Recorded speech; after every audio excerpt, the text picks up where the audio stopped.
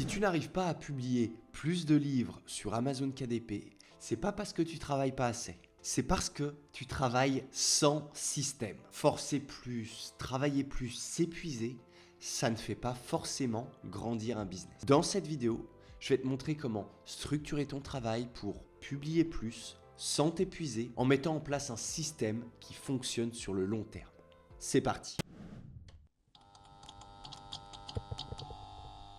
Ok, juste avant de rentrer dans le concret de la vidéo, un petit rappel, mais si ce genre de contenu t'aide à structurer ton travail et à arrêter de t'épuiser inutilement, pense à t'abonner à la chaîne. Je publie chaque semaine des vidéos pour t'aider à construire un système solide autour de tes livres et à développer ton business Amazon KDP sur le long terme. Ça serait dommage de rater ça, non ? Aussi, deuxième point, reste bien jusqu'à la fin de la vidéo parce qu'à chaque épisode, je fais gagner 1 heure de coaching privé avec moi pour t'aider à organiser ton activité, déléguer intelligemment et structurer ton business KDP sur le long terme. Et allez, on attaque. Il y a une croyance extrêmement répandue chez les auteurs sur Amazon KDP. Une croyance presque automatique qu'on ne remet même plus en question tant elle paraît logique au premier abord. Cette croyance, elle est assez simpliste. Si je veux publier plus, gagner plus et avancer plus vite, je dois travailler plus. Ah, elle est séduisante cette croyance quand même. Parce qu'elle donne une sensation de contrôle. Elle te dit que ton succès dépend uniquement de ta volonté, de tes efforts et de ta discipline. Donc qu'est-ce qu'on fait ? On rallonge les journées. On écrit tard le soir, parfois un peu trop tard. On bosse le week-end. On grignote sur le sommeil, on empile les tâches, on fait un peu de tout le temps. Au début, ça donne l'illusion que ça fonctionne. Parce que oui, quand tu passes de « je travaille peu » à « je travaille beaucoup », la production augmente mécaniquement, c'est normal. Tu écris plus, tu publies plus, tu coches plus de cases, tu te dis « ok, je suis enfin sérieux ». Je le sais, je suis aussi passé par cette étape. Presque tous les auteurs passe par là à un moment donné. Mais assez rapidement, ce modèle montre ses limites. Ce que personne ne t'explique, c'est que ce modèle, en fin de compte, c'est un modèle à crédit. Tu avances, mais tu consommes une ressource que tu ne renouvelles pas. Cette ressource, ce n'est pas le temps, quoique, si, c'est quand même intimement lié, mais c'est surtout ton énergie mentale. La première limite de ce modèle, c'est la fatigue. Pas la fatigue évidente du style « oh, j'ai besoin d'une sieste ». Non, non. La fatigue mentale, la fatigue sournoise, la fatigue décisionnelle. Celle qui te fait prendre des décisions plus vite et moins bien. Tu réfléchis moins longtemps. Celle qui fait que tu choisis une niche parce que t'en as marre de réfléchir. Celle qui fait que tu bâcles une couverture, une description ou une pub juste pour avancer plus vite. Ou tu acceptes des décisions à peu près. Tu te dis pas « je fais de la merde ». Tu te dis « ça ira bien comme ça ». Et pour le coup, c'est là que les erreurs commencent à s'accumuler. Tu choisis une niche parce que tu en as marre d'analyser. Tu valides un titre parce qu'il faut avancer. Tu lances une pub pour voir. Pas parce que c'est stratégique, mais parce que tu es fatigué de décider. La deuxième limite, c'est la désorganisation structurelle. Quand tu travailles sans système, chaque action te coûte de l'énergie mentale. Tu passes ton temps à te souvenir comment tu as fait la dernière fois, ou réfléchir à chaque étape du processus, ou refaire les mêmes choix encore et encore, repartir de zéro à chaque livre, à chaque nouveau livre. Bref, rien n'est fluide, rien n'est reproductible. Tout dépend juste de ton état du moment. Résultat, tu es occupé en permanence, mais tu avances lentement. Tu confonds activité et progression. Être actif avec construire quelque chose. Tu produis des livres, mais tu ne construis pas de véritable levier. Et là arrive la troisième limite, la plus dangereuse, la baisse de qualité invisible. Pas une baisse flagrante, pas parce que t'es mauvais, c'est pas un effondrement brutal, non, c'est une baisse subtile. Tu écris plus vite, mais moins clairement. Tu simplifies des idées complexes. Tu choisis des angles un peu plus safe. Tu même évites les décisions difficiles. Pourquoi ? Tout simplement parce que ton cerveau est saturé. Il en a marre et c'est normal. Mais le pire dans tout ça, c'est que tu as l'impression de faire de ton mieux. Tu as l'impression de tout donner. Donc, quand les résultats ne suivent pas, tu te dis « j'ai déjà tout donné, faut que je donne encore plus ?» encore plus d'heures, encore plus d'efforts, encore plus de fatigue. Alors qu'en réalité, le problème, ça n'a jamais été un manque de travail, du moins de manière générale. Le véritable problème, c'est que tout repose sur toi. Tu as surtout énormément donné, mais sans structure. Il y a un truc qui est pourtant fondamental, c'est que l'énergie et même accessoirement le temps sont des ressources limitées. Ton attention aussi, ta prise de décision aussi. Un business qui dépend uniquement de toi qui travailles plus, c'est un business par définition fragile. Il ne scale pas, il ne se stabilise pas, il ne tient pas dans le temps et il finit par t'épuiser. Tu peux tenir quelques mois, parfois un an, parfois un peu plus, mais à un moment donné, à trop tirer sur la corde, elle finit par casser. Donc, non. Publier plus ne vient pas du fait de travailler plus dur.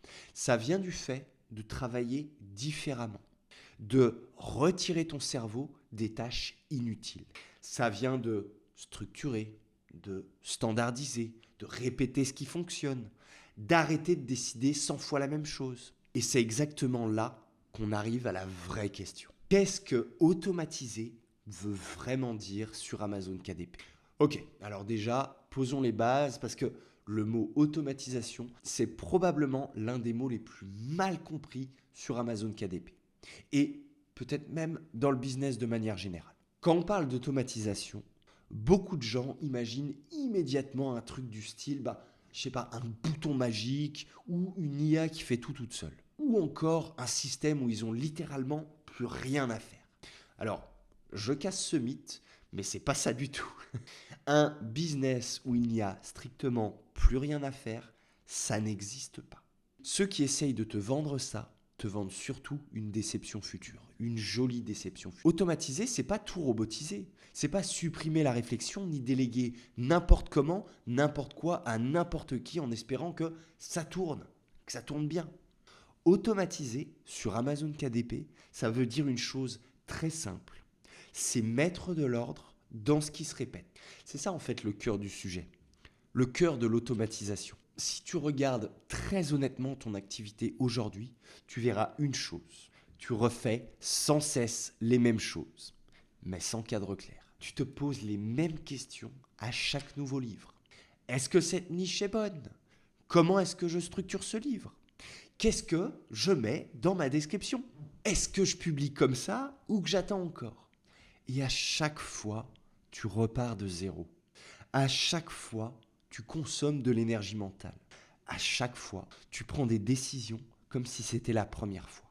Automatiser, c'est arrêter de décider 50 fois la même chose. Automatiser, ça commence par structurer. Pas avec des outils, pas avec des logiciels, avec ta tête. C'est par exemple, je sais pas, définir une logique claire pour choisir tes niches et accessoirement t'y tenir. Ou définir un processus précis pour valider une idée de livre. Ou définir un format type pour tes livres, que ce soit en longueur, en structure, en angle. Définir une structure de description qui sert toujours le même objectif. Même définir une checklist avant publication pour ne rien oublier. C'est ce genre de choses-là, l'automatisation. Il n'y a rien de sexy, il n'y a rien de magique, mais c'est des choses incroyablement efficaces qui te font gagner énormément de temps. Et surtout, quand ça c'est fait une fois, tu n'as plus besoin d'y réfléchir à chaque nouveau livre. Ensuite, dans un deuxième temps, vient la deuxième vraie dimension de l'automatisation. Répéter intelligemment ce qui fonctionne. Alors, pas copier-coller bêtement, d'accord? Pas sortir 10 fois le même livre avec une couverture différente, qu'on soit bien d'accord. Mais c'est juste de réutiliser ce qui a déjà fait ses preuves.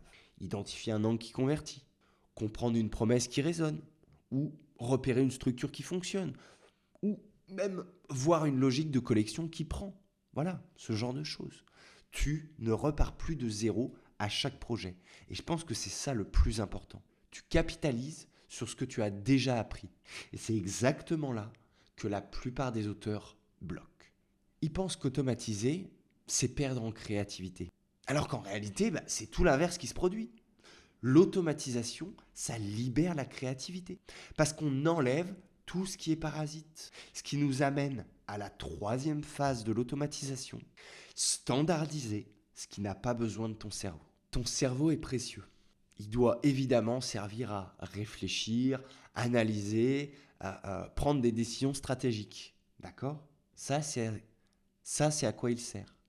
Il ne doit pas servir à refaire une mise en page pour la 15e fois ou chercher une nouvelle couverture pendant 72 heures ou même retaper des descriptions à la main. Tout ce qui est répétitif, prévisible, même mécanique sur chaque nouvelle sortie de livre peut être standardisé, délégué et simplifié. Et sur ce point-là, je veux être assez clair parce que c'est une phrase clé de cette vidéo. Les outils ne remplacent pas le système. Ils viennent l'exécuter plus vite une fois que le système existe. Parce que si tu utilises des outils sans système, tu vas juste faire les mêmes erreurs plus vite. Si tu automatises le chaos, tu obtiens du chaos automatisé. Tu vois la logique? C'est con, mais c'est vrai. Alors qu'à partir du moment où tu as une logique claire, un ordre des étapes et des décisions déjà pensées, alors l'automatisation, ça devient un levier incroyable, un levier monstrueux même. Parce que tu publies plus sans réfléchir plus, tu avances plus sans t'épuiser plus, tu construis beaucoup plus sans être prisonnier de ton temps et de ta boîte. C'est ce changement de mentalité, passer de je fais plus d'efforts à je mets en place un système qui fait la vraie différence entre un auteur solo qui est débordé et un auteur qui construit quelque chose de scalable, durable et serein. Ok, on va aller un petit peu plus loin sur cette notion de système, on va rentrer dans le dur, dans ce que très peu de gens font vraiment. Quand on parle de système, beaucoup de gens imaginent immédiatement des outils, des automatisations compliquées, des tableaux Excel de partout, des logiciels dans tous les sens. Bref, un gros bordel presque anxiogène même. Et forcément, ça bloque. Erreur classique. Un système, ça ne commence pas avec des outils. Ça commence dans ta tête. Un système KDP, c'est avant tout une logique répétable. Comme je le disais, c'est décider une fois pour ne plus avoir à décider à chaque fois. Donc, la toute première brique d'un système, la plus importante, celle qui change absolument tout, c'est vraiment la séparation entre création et décision. C'est un point que presque aucun débutant, même auteur avancé, ne respecte. La plupart des auteurs mélangent tout. Ils écrivent en réfléchissant, ils réfléchissent en écrivant, ils prennent des décisions pendant qu'ils produisent. Du coup, résultat selon vous, fatigue mentale permanente, charge cognitive maximale et des décisions de plus en plus médiocres au fil du temps. Un système, c'est tout l'inverse. Tu décides avant, tu produis après. Point. Concrètement, ça veut dire quoi? Par exemple, tu définis à l'avance ton type de niche. Tu définis à l'avance le type de lecteur, le format de tes livres, la structure de base, la template, etc. Et une fois que ça c'est clair, quand tu écris, tu n'as plus à réfléchir à tout ça. Parce que ça a déjà été fait. Tu exécutes. Et là, boum, magie, tu écris plus calmement, tu écris mieux, sans même te fatiguer 2 fois plus. Parce que chaque chose est faite en son temps. Décider, puis créer, mais pas les deux en même temps. La deuxième brique essentielle, alors celle-là, je l'adore, ce sont les checklists. Une checklist, c'est pas un gadget. Une checklist, en fait, c'est une sécurité mentale. C'est une assurance anti-connerie. C'est comme ça que je l'appelle. Quand tu n'as pas de checklist, tu fonctionnes à la mémoire. Tu ne sais pas vraiment où tu vas, tu dois te souvenir à chaque fois, tu oublies des trucs, tu te dis « Ah mince, j'aurais dû penser à ça, j'ai oublié » et tu reviens en arrière, etc. Et la mémoire, quand tu es fatigué, pressé ou débordé, ce qui arrive très vite quand tu publies régulièrement, je te l'assure, elle te trahit. C'est normal, c'est humain. Une simple checklist peut te sauver des heures chaque mois, des heures que tu peux investir ailleurs. Une checklist, en fait, c'est juste ça. C'est voilà les 7 à 10 points que je vérifie systématiquement avant de passer à l'étape suivante. Tu n'as pas besoin de 40 ou 50 points sur tes checklists, ça serait contre-productif. Mais de 5 à 10 éléments clairs, ça suffit amplement. Et tu peux avoir plusieurs checklists. Par exemple, une checklist avant d'écrire, ou une checklist avant publication, une checklist avant lancement, une checklist avant optimisation. À chaque fois, 5 à 10 éléments clairs, toujours les mêmes, et tu peux être assuré de gagner du temps et de ne plus faire d'erreurs. C'est des heures que tu peux réinvestir intelligemment dans ton business. Troisième brique, les templates. Ça, c'est la folie. Une template, c'est juste un choix déjà fait. Et ça vaut de l'or. Une template, ça peut être une template de structure de livre, une template de description Amazon, une template de plan de chapitre ou même une template de briefing pour un freelance. À partir du moment où tu utilises des templates, tu gagnes du temps, tu réduis les erreurs et tu gardes une cohérence saine dans ton catalogue. Surtout, tu réduis ta charge mentale. Tu n'as plus à te demander « Oh, comment je fais cette fois-ci ?» Parce que tu sais déjà comment tu fais. Tu adaptes, mais tu ne repars pas de zéro. C'est à ça que servent les templates. Et aussi, plus tu avances, plus tes templates deviennent bonnes. Parce qu'elles s'appuient sur ce qui a déjà fonctionné. Ok, quatrième brique, des process qui sont réplicables. Là, on touche vraiment au cœur du système. Arrêtons de vouloir faire compliqué en ce qui concerne les process. Parce que c'est hyper simple en fait.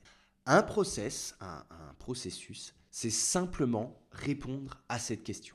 Si je devais refaire exactement la même chose dans 3 mois, dans 6 mois, dans 1 an, comment est-ce que je ferais? C'est pas bien compliqué, si? Ben voilà. Et si tu n'as pas de réponse claire, c'est que tu n'as pas encore de système. Ça veut dire que tu improvises et tu dépends de ton énergie du moment. Parce qu'un processus, ça peut être vraiment très, mais alors très, du style, étape 1, la validation de l'idée. Étape 2, la structure. Étape 3, la production. Étape 4, la publication. Étape 5, l'observation. Et étape 6, l'ajustement. Là, il y a tout, hein. Rien besoin de plus. Aussi, un système KDP, c'est pas quelque chose de figé. C'est quelque chose qui s'améliore avec le temps. Quelque chose qui évolue à mesure que toi, tu prends de l'expérience. Mais sans ces briques de base, sans toutes ces briques de base, alors on a parlé de plusieurs choses. On a parlé de la séparation décision-création. On a parlé de checklist, de template et de processus clairs. Sans ces 4 éléments-là, tu es condamné à réinventer ton business à chaque nouveau livre.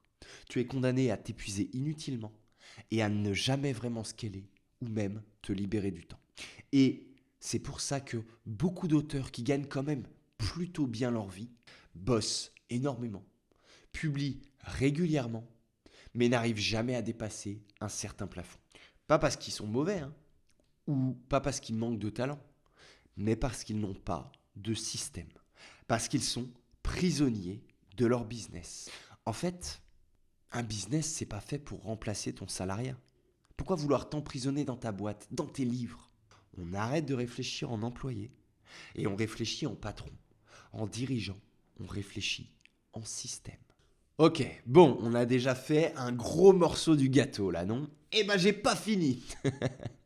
On a parlé système, on a parlé process, on a parlé logique, organisation mentale. Maintenant, et seulement maintenant qu'on a posé tout ça, on peut enfin parler d'outils pour nous aider à raisonner en système. Alors, par contre, je mets une énorme parenthèse ici parce que c'est crucial. Il me semble que j'en ai vaguement parlé un petit peu plus tôt, mais les outils ne remplacent pas le système, d'accord? Jamais. Ils viennent juste l'exécuter plus vite une fois que le système existe. Donc, on crée le système avant de l'automatiser. Ok? Je vous vois, hein. Pas la charrue avant les bœufs. Non, mais en gros, si t'es pas dans une logique claire, un outil, ça fera que amplifier ton désordre, accélérer tes erreurs et te faire perdre plus de temps plus vite. La bonne manière de penser les outils sur Amazon KDP, ce n'est pas quel outil est-ce que je dois utiliser, mais c'est plutôt à quelle fonction cet outil va-t-il servir dans mon système. Quelle va être sa fonction? C'est pour ça que je classe toujours mes outils par fonction.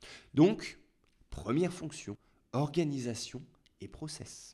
Là, on parle d'outils qui servent à une seule chose, sortir toutes les informations de ta tête. Parce que ton cerveau, il n'est pas du tout fait pour se souvenir d'absolument tout. Il n'est pas fait pour suivre 15 projets en parallèle ou il n'est même pas fait pour garder en mémoire absolument chaque étape de ton process. Les outils d'organisation servent à ça. Ils servent à suivre où tu en es, à ne rien oublier et à arrêter de te poser 15 fois la même question. Que ce soit un tableau, que ce soit un Notion, une appli de gestion des tâches, un Google Doc ou même un outil plus avancé, peu importe. Là, on s'en fiche. L'objectif, c'est juste que ton cerveau n'ait plus à se souvenir de tout. L'objectif, c'est pas la sophistication. L'objectif, c'est la clarté. Ton cerveau peut se concentrer sur les décisions importantes au lieu de se souvenir de qu'est-ce que je dois faire ensuite. Ça, c'était pour la première fonction. Deuxième fonction, la création. Produire plus vite sans réfléchir plus. Là, à cette étape-là, les outils, ils servent à exécuter, pas à décider. Ces outils-là, ils t'aident à mettre en page plus vite, à structurer ton contenu, à rédiger plus efficacement, à éviter de repartir de zéro à chaque fois. C'est vraiment l'objectif de ces outils. Alors, grosse parenthèse ici, attention. L'outil ne décide pas à ta place. Qu'on soit bien clair, il ne décide pas à ta place, il ne choisit pas la niche, il ne définit pas la promesse, il ne comprend pas ton lecteur. Il exécute simplement tout ce que toi, tu as déjà pensé en amont. Et pas l'inverse. Si tu donnes de mauvaises instructions, l'outil fera du mauvais travail. Donc, je vous ai assez martelé avec ça, mais toujours réfléchir en amont. Les outils ici, c'est des accélérateurs, pas des cerveaux.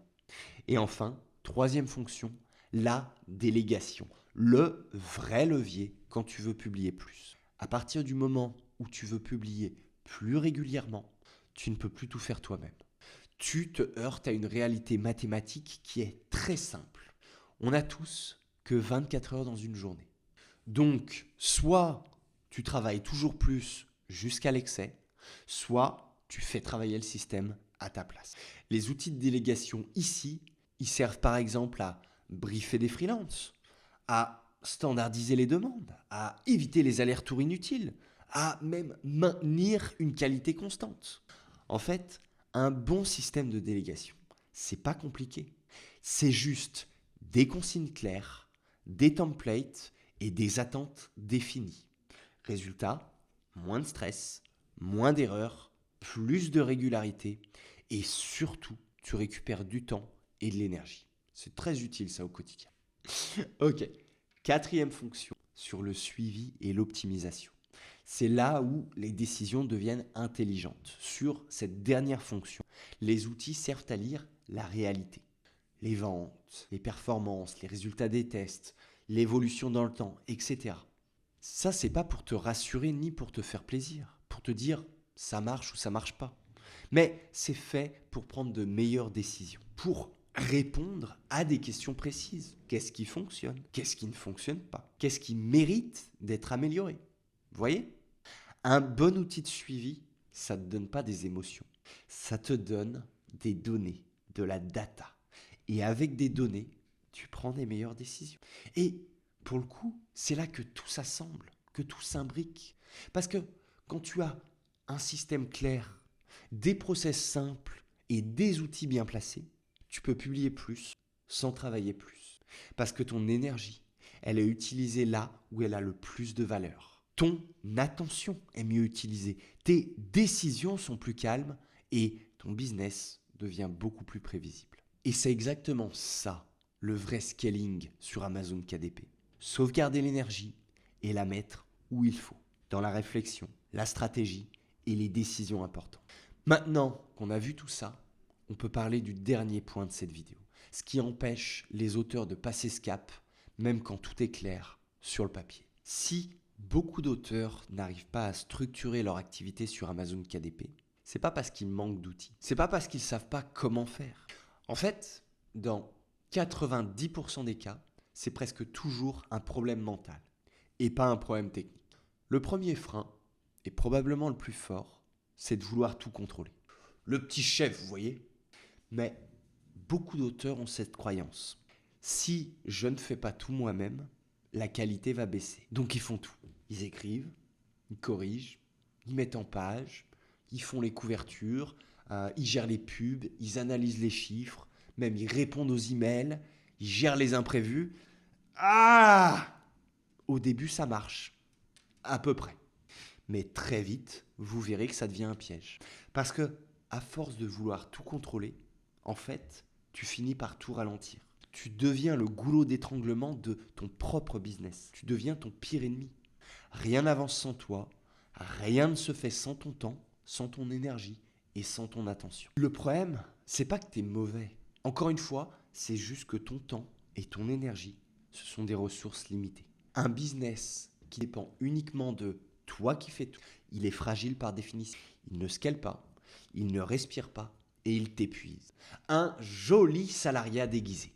Mais c'est toi qui te mets tes propres coups de fouet. Deuxième frein énorme, c'est la peur de perdre en qualité.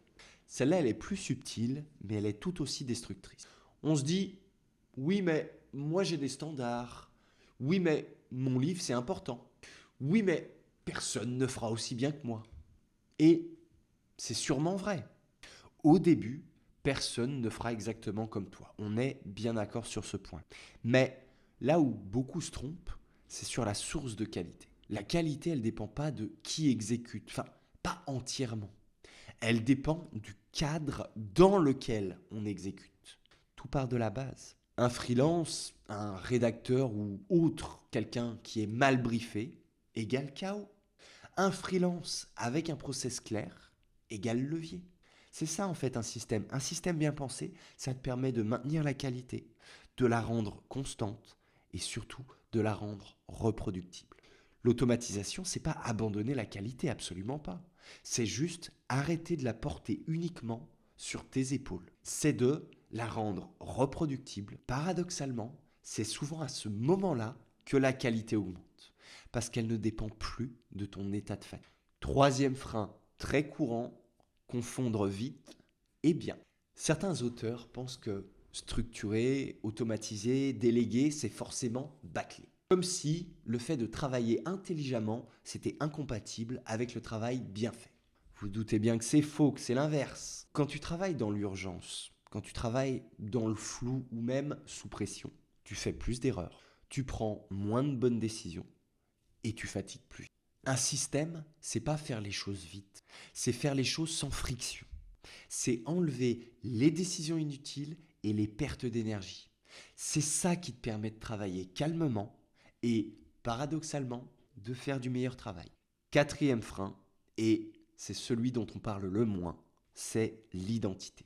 J'aime bien le casser celui-là, parce qu'en fait, c'est souvent là le vrai blocage. Beaucoup trop d'auteurs se voient encore comme quelqu'un qui écrit des livres, et pas comme quelqu'un qui construit un business autour de ses livres. Et tant que tu restes bloqué dans cette identité-là, le mot système, ça te paraît froid, presque contraire à ta créativité. Mais en réalité, c'est que le système protège la créativité. Parce que quand tu n'as plus à réfléchir à absolument tout, tu écris mieux, tu écris plus sereinement, tu prends plus de recul et tu fais des choix plus intelligents.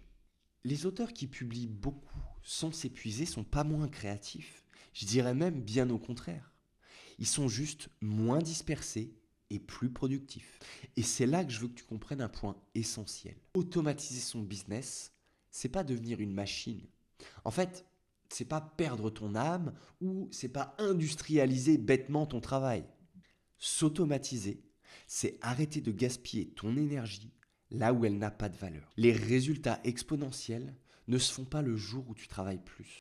Ils se font le jour où tu acceptes de penser différemment.